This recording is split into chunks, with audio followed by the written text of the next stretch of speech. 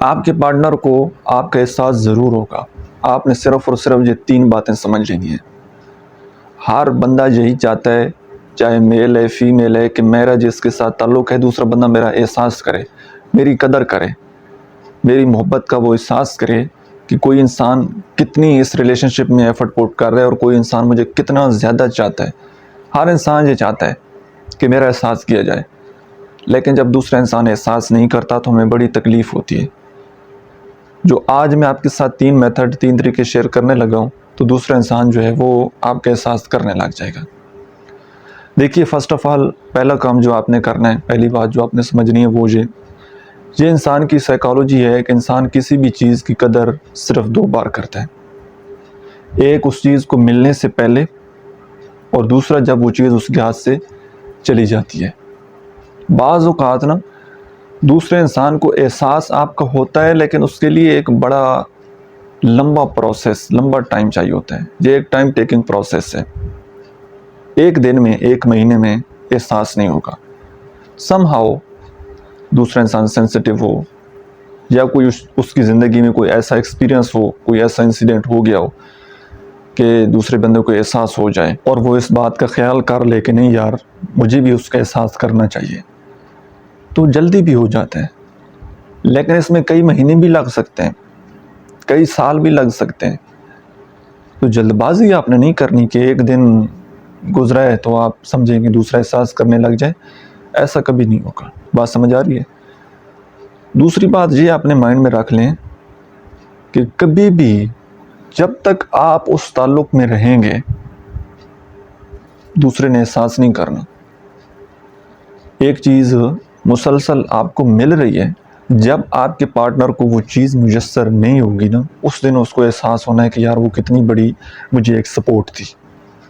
ٹھیک ہے؟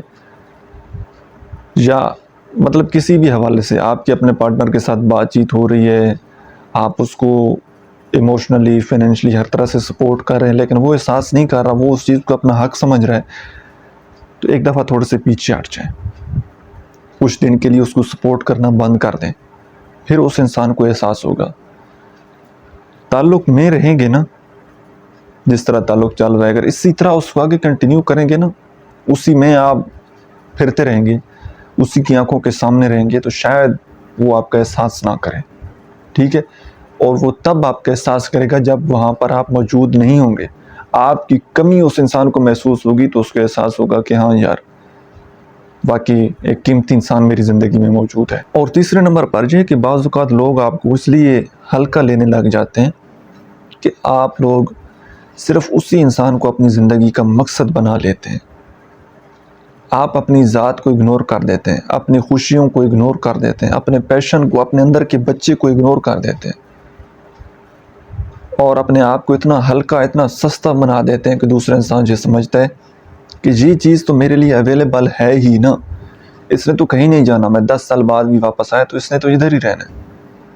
یہ چیز آپ کی ویلیو کو کم کرتی ہے. اس لیے پرسنل گرومنگ کے اوپر، اپنی کمیونیکیشن کے اوپر، اپنے آپ کے اوپر کام کیجیے. اپنے آپ کو پہچانیے اور اپنی سکل کو پالش کیجیے. اپنے آپ کو وقت کے ساتھ اپ گریڈ کیجیے. جب آپ اپنی ذات کے اوپر بھی کام کر رہے ہوں گے نا، آپ کی زندگی رکی ہوئی نہیں ہوگی، تو دوسرے انسان وہ ہمیشہ تجسس میں رہے گا اور وہ ہمیشہ آپ کی قدر کرے گا، کیونکہ اس انسان کو یہ بات پتہ لگ چکی ہوگی کہ اگر میں نے اس کی قدر نہ کی، میں نے اس کو چھوڑ دیا، تو اس نے تو میرے سے بہت زیادہ آگے نکل جانا ہے. تو وہ پیچھے پیچھے آپ کے دوڑے گا، تعلق بچائے گا.